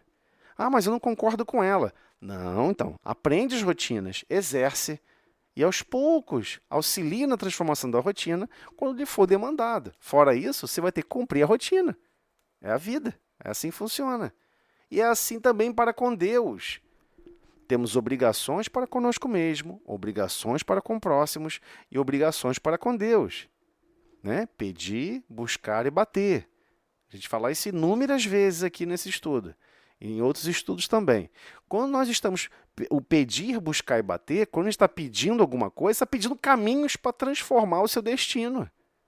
Caminhos para transformar o seu mundo íntimo. Destinos que irão impactar no seu mundo íntimo. É isso que você está pedindo. Você não está pedindo, poxa, me arruma, por favor, mais buraco para eu cair. Você não está pedindo isso. Então, você reconhece essa necessidade e busca essa necessidade. Esse é o pedir. O buscar. Você quer buscar aprender a fazer algo de bom. Uma bondade realmente genuína. Porque nós não temos experiências. E o que é bater a porta? O bater a porta é fazer a vontade do Pai. É esse o processo de aprendizado que estamos exercendo.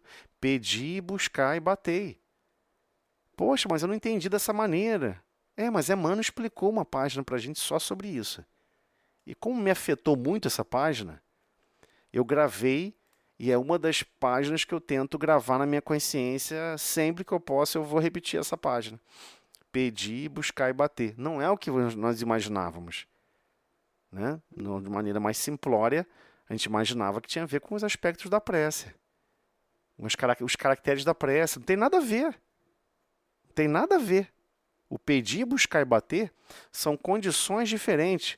Revela as obrigações que nós temos para cumprir. Para conosco mesmo, para com o próximo. Ah, vou fazer uma bondade para fulano.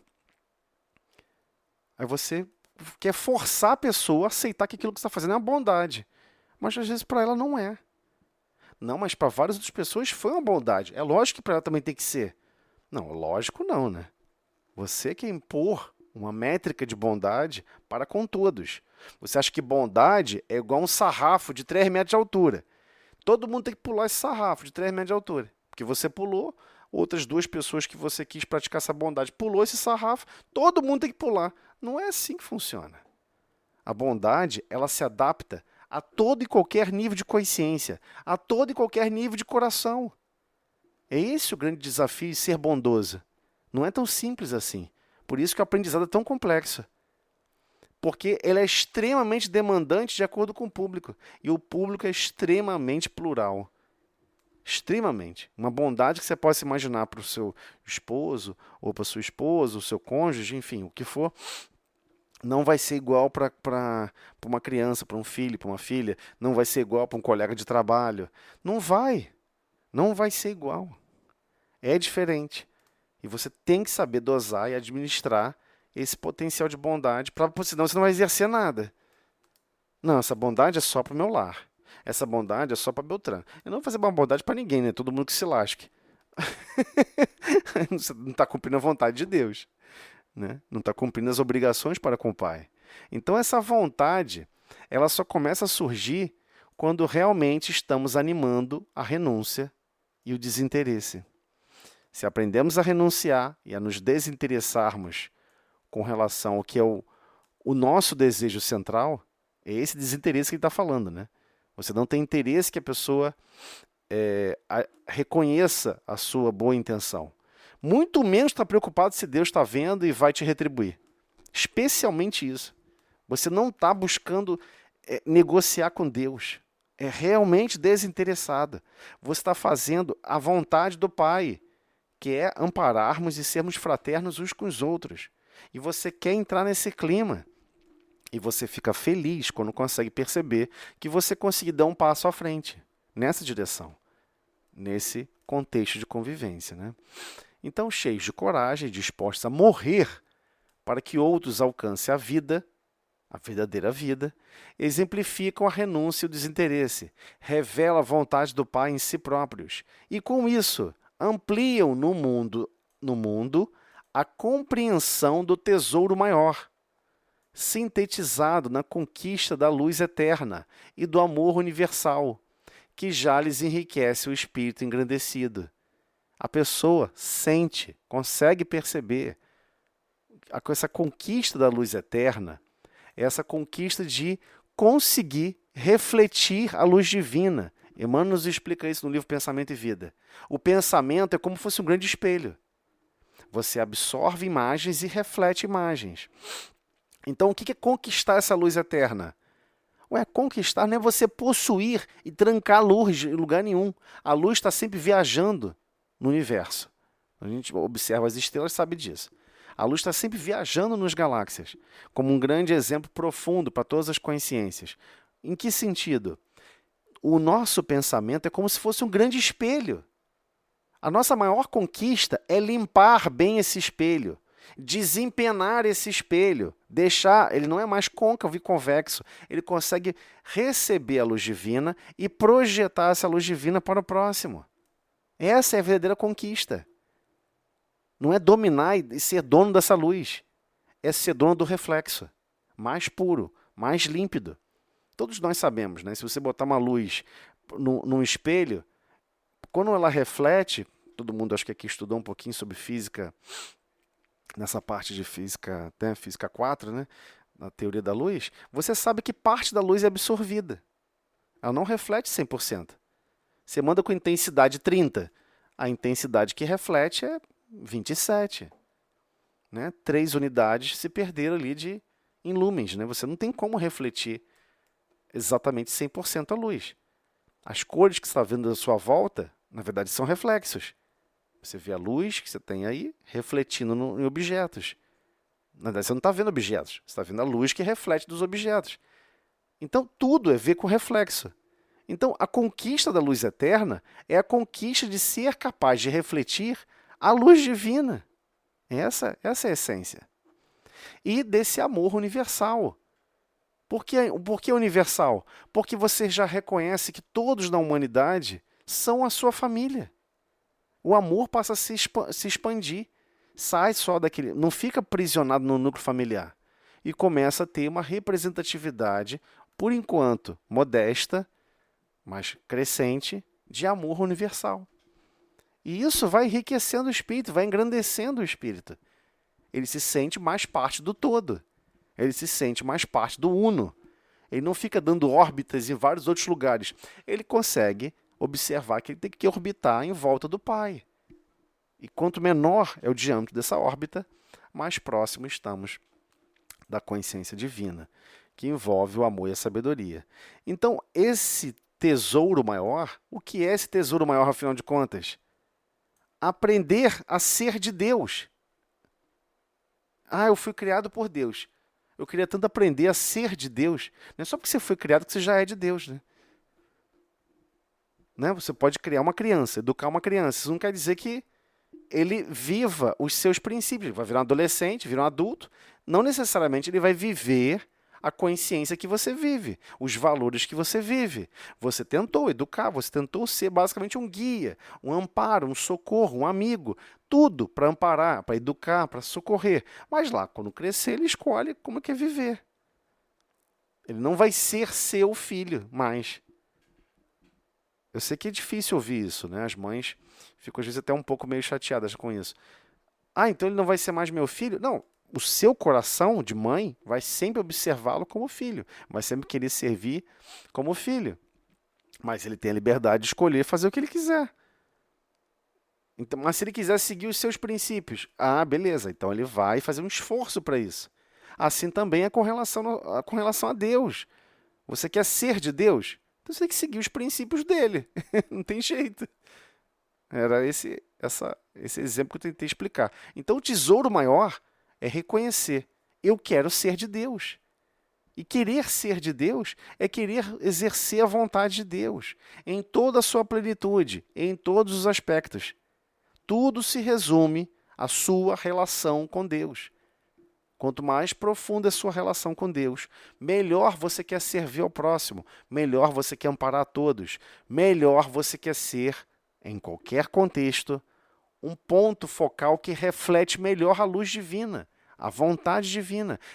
Nessa situação, eu acho que Deus quer que eu seja mais pacifista, quer que eu seja conciliadora e não que fique arrancando, né, que zumba e bagunça para tentar vender uma ideia de controle, uma ideia de ter razão.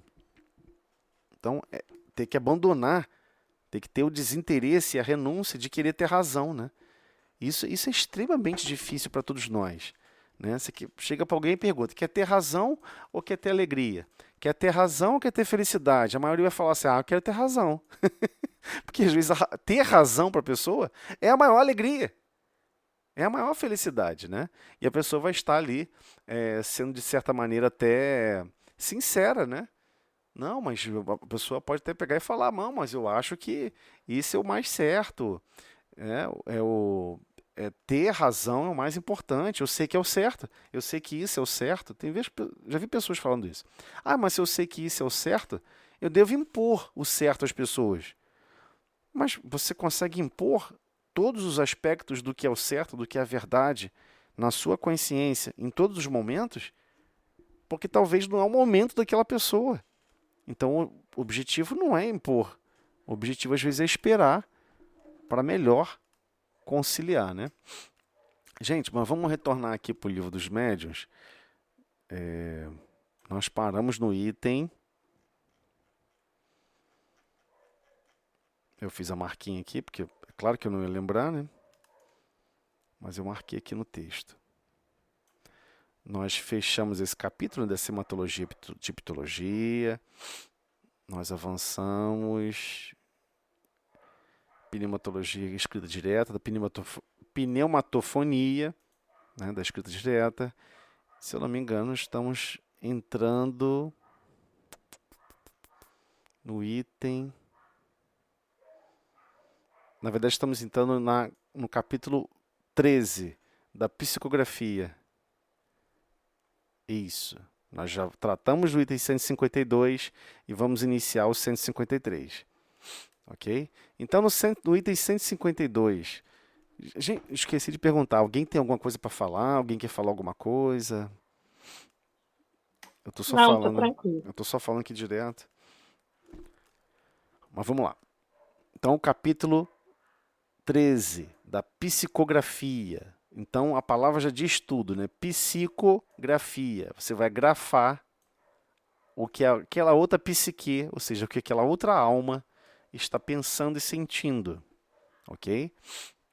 Como psicofonia, né? Não é o processo, é assim que é tratado por Kardec, né? Não entra espírito dentro de corpo de ninguém, não é nada disso. É por isso que é importante estudar esse livro tão complexo que é o Livro dos Espíritos. Kardec vai explicar em detalhes esse processo. Então, nós já conversamos um pouquinho sobre essa psicografia indireta, que é das cestas e pranchetas, e Kardec já deixou claro no item 152 sobre essas tais mesas falantes, a escrita e a palavra, como era tão complexo de se redigir e como foi a evolução desse processo. Então ele deixa claro nas entrelinhas do texto, não dá para voltar por causa do tempo, né? Ele deixa claro nas entrelinhas do texto que o processo de evolução dessas comunicações também tinha a ver com o processo de adestramento e condicionamento de quem iria transmitir essa mensagem. Não é tão trivial nem para o médium e nem para quem vai se comunicar essa fluidez e essa harmonia plena para se propagar uma mensagem pelo pensamento. Né? Quando tem aquela escrita direta, isso não quer dizer que o espírito pegou no lápis ou pegou na cesta e está escrevendo. Há uma manifestação ali de fluidos, de mistura de fluidos, já entendemos isso, né? Todos os fenômenos mediúnicos demandam fluidos da constituição, do seu perispírito, do desencarnado e do encarnado, e essa combinação desses fluidos são características especiais que vão fornecer os meios de ocorrer a manifestação física, de ocorrer a manifestação mediúnica ou medioanímica, né? Onde animismo aqui estamos interpretando como o espírito se manifesta, que está se manifestando, na verdade, é o próprio espírito encarnado, é o próprio médium, né? Então pode ocorrer fenômenos que são muito mais anímicos do que realmente mediúnicos, de intercessão de pensamentos de terceiros, né? Então, na palavra, deixa eu pular para cá, vamos lá para o item 153 para a gente sem devagar muito. Item 153. Já dissemos que uma pessoa dotada de aptidão especial pode imprimir movimento de rotação a uma mesa ou outro objeto qualquer. Isso é a visão experimental. Kardec não sentou numa sala para descrever o que as pessoas contavam. Ele ia pessoalmente e checar esses fenômenos e reconheceu que quando tinham certas pessoas presentes, ocorria o fenômeno e quando não tinha, não ocorria o fenômeno.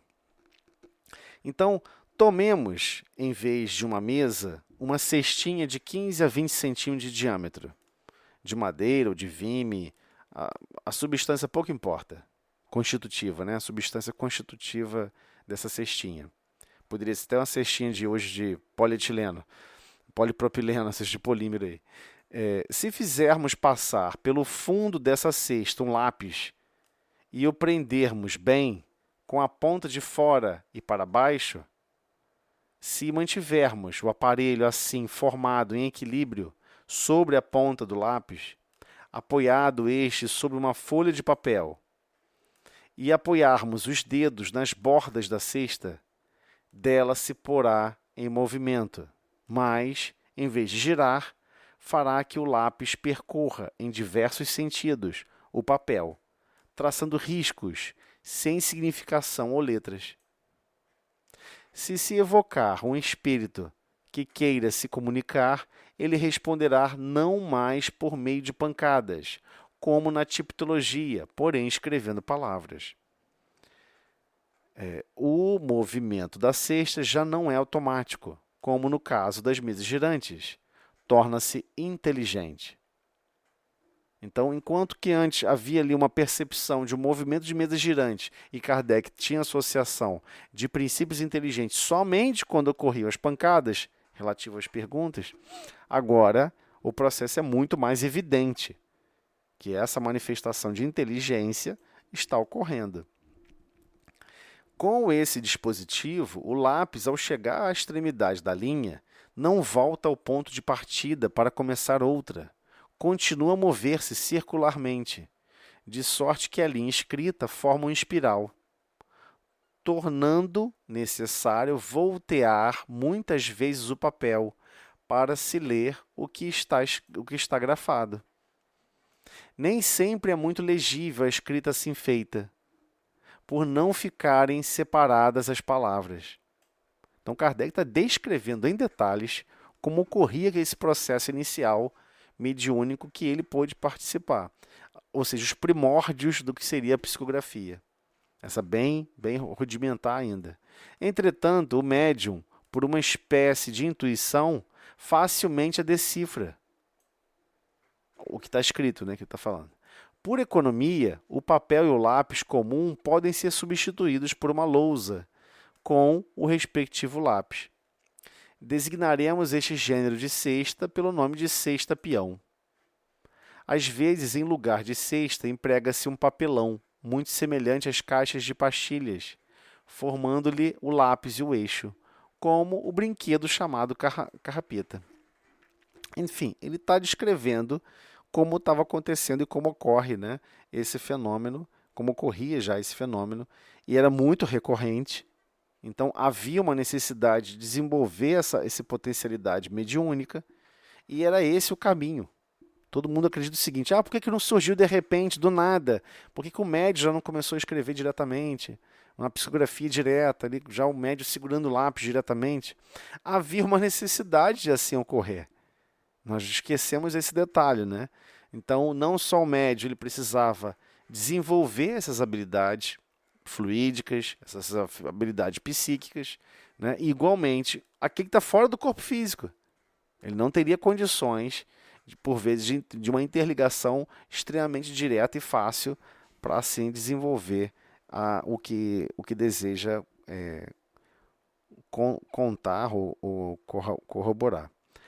Vamos só avançar só mais esse item aqui, por gentileza. Peço a paciência de vocês. Mas só mais uns minutinhos. Item 154. Muitos outros dispositivos se têm imaginado para obtenção do mesmo resultado.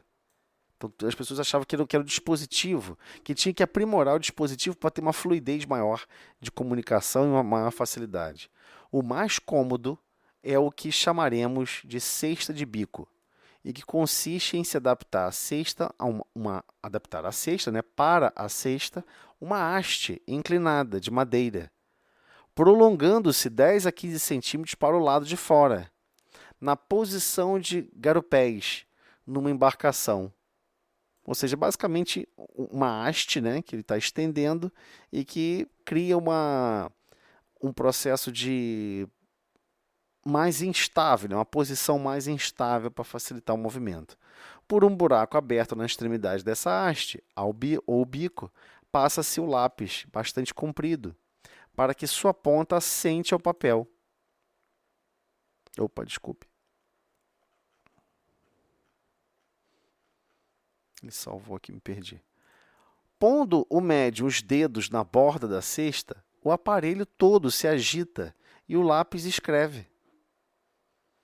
Como no caso anterior, com a diferença, porém, de que, em geral, a escrita é mais legível, com as palavras separadas e as linhas sucedendo-se paralelas, como na escrita comum.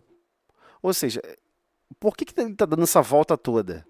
Para que o médium que está num processo de educação mediúnica, ele compreenda que todo esse esforço ocorria, não era simplesmente um esforço desnecessário, e essa narrativa desnecessária, uma narrativa só histórica, para explicar os pilares, os fundamentos, como aconteceu inicialmente. Não, é para explicar algo mais profundo. Quem disse que todos nós aqui já aprendemos a escrita, né? Aprendemos a escrever. Mas quem disse que quem vai se comunicar sabia escrever? Temos que entender que naquela época, 1800 e lá vai a fumaça, 1860, 1800 e pouco, se a gente observar a humanidade, quem sabia escrever eram pouquíssimos espíritos que sabiam escrever. Vários professores às vezes falam assim, poxa, olha só essa turma está com tanta dificuldade para a escrita, eu não entendo, eu tive 3 turmas maravilhosas, aprenderam rápido, essas 2 aqui estão com uma dificuldade danada. Mas às vezes é a primeira vez. As outras 3 turmas reencarnaram várias vezes já escrevendo, com a diferença que escreviam em outros idiomas, mas já sabiam escrever. Então, na época de Kardec, quem diz que quem está fora do corpo físico sabe escrever? É isso que é o chocante. Todo mundo esquece disso, né? A escrita, a palavra escrita realmente, por esses símbolos para significar pensamentos, significar a voz, a palavra, dá significância material, histórica, né? Da palavra escrita, isso é muito recente. É porque a gente esquece esses detalhes, né? Mas se ele é muito recente, se a gente pensar em milhões e milhões de habitantes na Terra, hoje o planeta não são todos que sabem escrever. Não são todos que passaram por esse treinamento. Você acha que a pessoa acaba de desencarnar e vai conseguir escrever? Porque ele não está pegando no papel, ele não está pegando no lápis manualmente. Ainda tem esse problema. Quem disse que ele está com um pensamento 100% organizado? Tem pessoas aqui na Terra que não estão com o pensamento 100% organizado. A pessoa não consegue encadear 3 linhas de pensamento seguidas. Você acha que ela vai conseguir se comunicar para expressar o que ela está sentindo? Às vezes ela não consegue descrever para terceiros o que ela está sentindo. Né? A pessoa às vezes esbarra em algum lugar. Aí a pessoa, principalmente médico, né? Você chega para o médico, estou sentindo uma dor aqui. Aí ele, como é que é essa dor? Doutor, é dor. É uma pontada, é isso, é aquilo. É pontiaguda. E assim a gente vai compreendendo como é difícil, né? Pode falar, Ana. Mas esses fenômenos, eles ocorriam porque o médium ele fornecia o ectoplasma. Sim, sempre o médico está fornecendo o fluido que compõe o perispírito dele, né? O fluido universal que compõe o seu perispírito participa do processo mediúnico. A questão toda depende do histórico de cada espírita. Como acontece às vezes. Tem médium que está, às vezes, mesa mediúnica hoje em dia. Engraçado, a pessoa fica toda sem graça falando, poxa, só me deu vontade de rabiscar. Eu não sei por quê. A pessoa ficou rabiscando, rabiscando, rabiscando. Às vezes até uma mediunidade de psicofonia mais mecânica. E a pessoa está lá rabiscando, rabiscando, rabiscando. Não escreveu nada. Aí a pessoa está coordenando e pergunta, mas vê alguma coisa no pensamento? Vê algum... Não, só fiquei rabiscando. Mas a pessoa não entende que é um treinamento. Comunicação mediúnica é algo extremamente sofisticado. É extremamente complexo. Então, assim, quem disse que você vai desencarnar, sai do corpo físico e consegue se comunicar com qualquer pessoa fora do corpo físico? Você não tem mais corpo. Pode soprar, acabou de desencarnar, sopra a sua mão. Você não consegue mais mover ar com a sua garganta. Né? Quando você está falando, bota a mão perto da sua boca. Você vai sentir a sua boca soprando um som. Tenta falar no vácuo. Vai em um lugar no vácuo, você não consegue falar, você não vai se ouvir. Exatamente, como a Nilza comentou aqui, o espírito desencarnado, quem disse que ele sabe como proceder, propagar o pensamento num mecanismo extremamente sofisticado que é um mediúnico? Não consegue, ele não sabe, ele não tem essa experiência. Então, às vezes, começa com os exercícios básicos. Volta a rabiscar como se estivesse rabiscando com uma cesta. E não há problema nenhum nisso, né? É um processo de treinamento. Ana, você levantou a mão de novo ou é a mesma mão? Se for de novo, pode Não, falar. é a mesma. Tá. Se quiser interromper, pode falar. Então, assim, a gente fica com a visão, né, com a relação à comunicação mediúnica, como se uma coisa extremamente fácil, espontânea, igual falar com outra pessoa. Não é, não é, não é. Então, por exemplo, se você está se auto-maltratando com pensamentos de dúvida, de ódio, de raiva, você não consegue ouvir ninguém, nenhum outro tipo de pensamento. Por isso está a importância da reunião de desobsessão e a reunião da faculdade mediúnica, onde ocorre o fenômeno de psicofonia, porque a voz direta, ele vai ouvir a voz material. Como que ele vai ouvir? Porque ele está se acoplando mediunicamente, fluidicamente com o corpo físico. Então, fluidicamente, ele detecta o aparelho auditivo. Então, é como se ele estivesse conseguindo ouvir como funciona o seu ouvido. Apenas fluidicamente, mas ele vai perceber. Porque nem isso ele estava percebendo mais fora do corpo físico. A gente tem uma visão romântica de achar, não, né, ele está me ouvindo, ele pode pegar e falar também. Não, não é assim tão simples. Agora imagina, a pessoa vem de um país onde é outro idioma, um idioma muito mais complexo. Você acha que ele vai conseguir se comunicar nesse idioma? Vai ser difícil. Então, por vezes, tem intervenções de espíritos que estão coordenando os trabalhos fora do corpo físico, em que eles alteram a percepção fonética. Então, por exemplo, você dá comunicação de alguém que é da França. Né? A Ana já viveu muito tempo na França, né? Viveu muitos anos na França, muitas décadas. Não era boa. É uma pessoa maravilhosa lá na França. Aí o que aconteceu? Quando vai ter um processo de comunicação de psicofonia, se algum outro espírito que vai se comunicar e que ele teve também o mesmo período, uma mesma época, ele viveu também na França, ele vai se harmonizar fluidicamente mais facilmente com a Ana do que com outros médiuns. Tudo isso entra na conta, né? E se vocês buscarem lá os textos, né, os descritos de Eurípides Barçanufo, Eurípides deixa claro, a reunião mediúnica ou reunião de desobsessão, ela ocorre várias vezes, fora do corpo físico. Então você foi dormir. Nossa, eu achei que eu estava na reunião junto com vocês, tive um sonho incrível. Não é que você achou, você realmente estava. Porque para aquela comunicação se suceder, ela tem que ter um processo de proximidade com esses irmãos para poder ter uma harmonização fluídica, às vezes 6, 7, 8, 12, 15 vezes. Não é automático. Quando você vê toda aquela comunicação acontecendo, naquela velocidade toda acontecendo, num tempo extremamente estreito, né? Um tempo muito curtinho. É claro que ela teve essas comunicações já ocorreram várias vezes. Senão não haveria compatibilidade harmônica para que pudesse propagar aquele pensamento, aquele sentimento, aquela ideia. Então é muito mais complexo do que a gente fica imaginando, né? Porque a gente vê o fenômeno acontecendo e acha que é automático. Nada nesse planeta é automático. Absolutamente nada. Tudo é extremamente trabalhoso. Não é à toa que o próprio planeta, teve que passar por zilhões e zilhões e bilhões de ciclos de transformação. Ah, por quê? Porque Deus não tinha condições de chegar e simplesmente criar o mundo do jeito como ele é hoje, agora? Claro que ele tinha, mas ele iria deixar diversos outros espíritos sem trabalho, sem servir, sem se treinar, sem se capacitar, desde as manifestações e das constituições físicas que ocorreram no planeta, trabalhando para o projeto divino do Cristo. Né? Vivemos hoje no planeta Terra na manifestação mental do Cristo.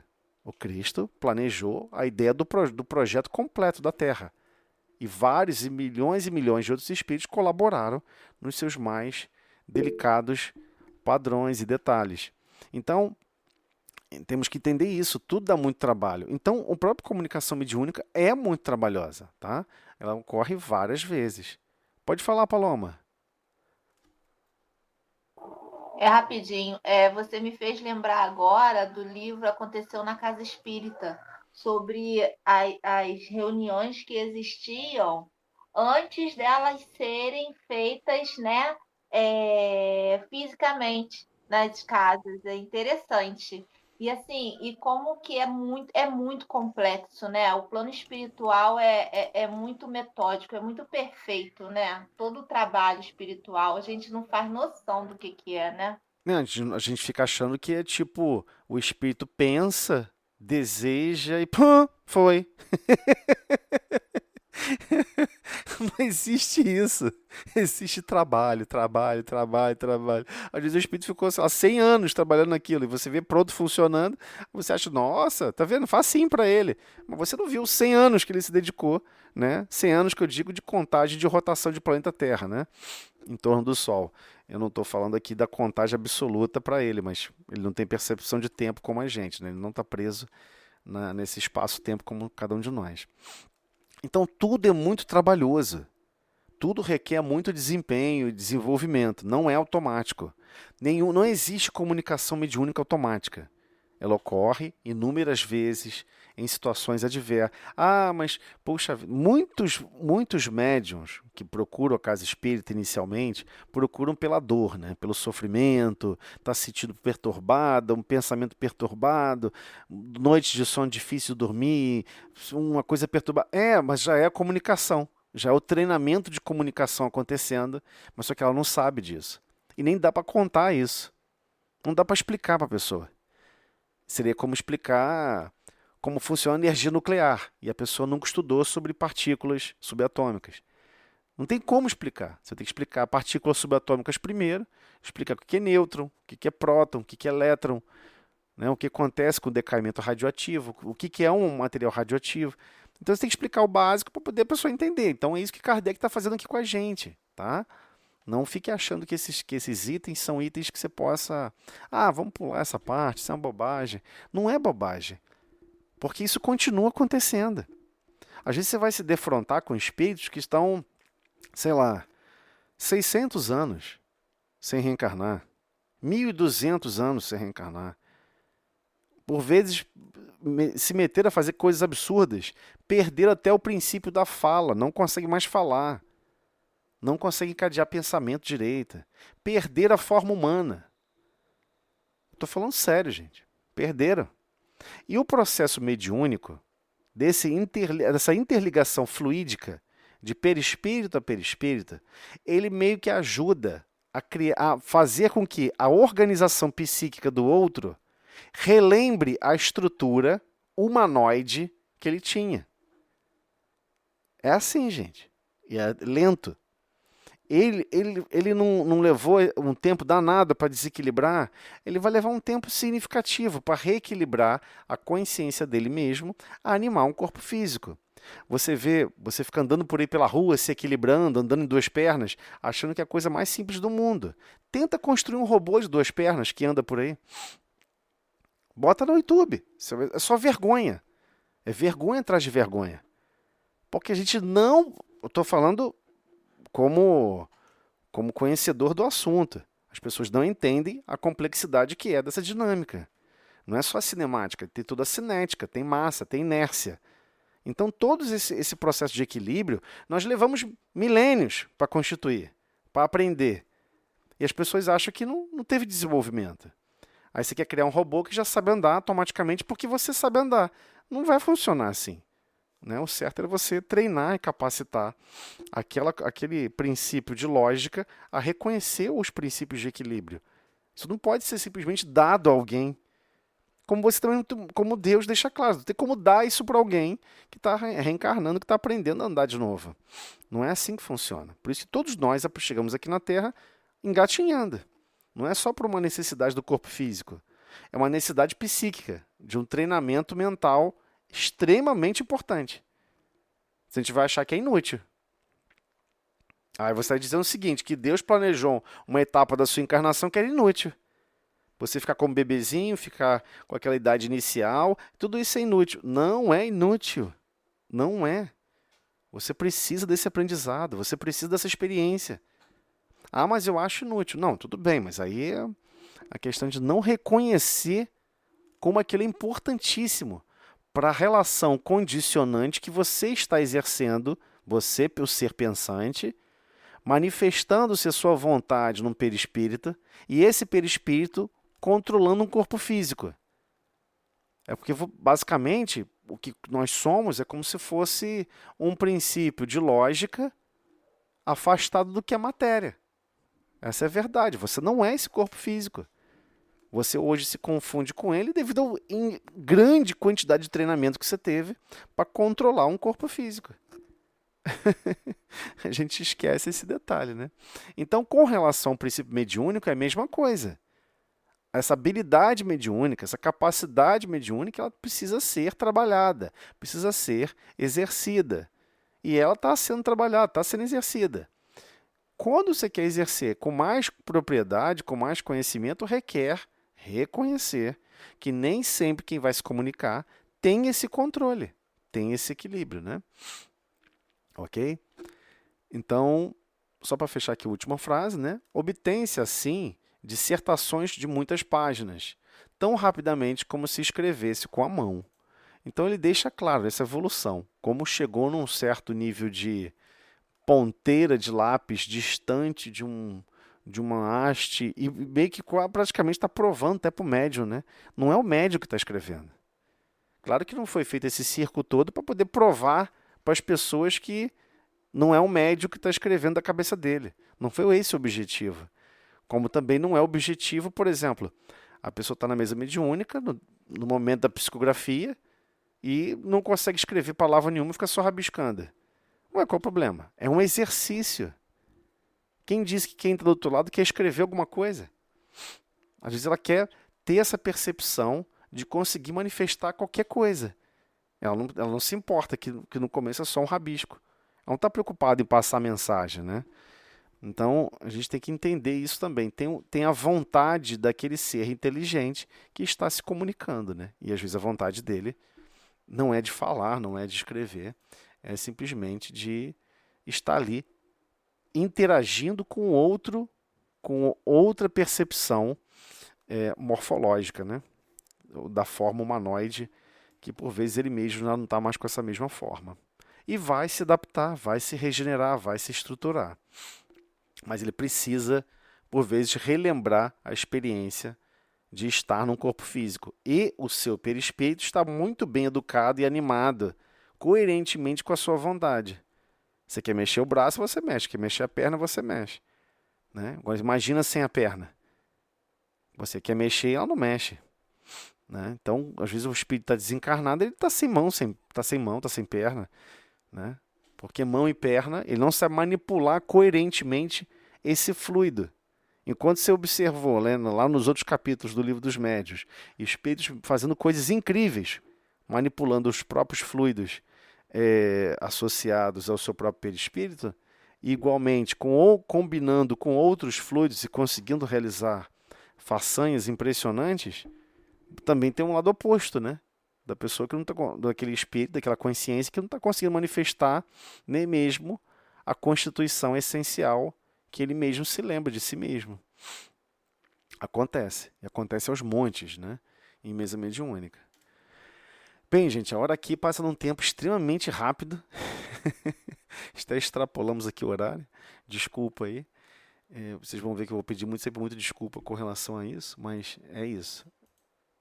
O assunto é complexo, é difícil reiniciar o assunto, é difícil avançar, mas aos pouquinhos a gente vai assimilando. Eu vou salvar aqui, o item 155 que nós paramos, nós conseguimos avançar 2 itens. Yupi! 153, 154.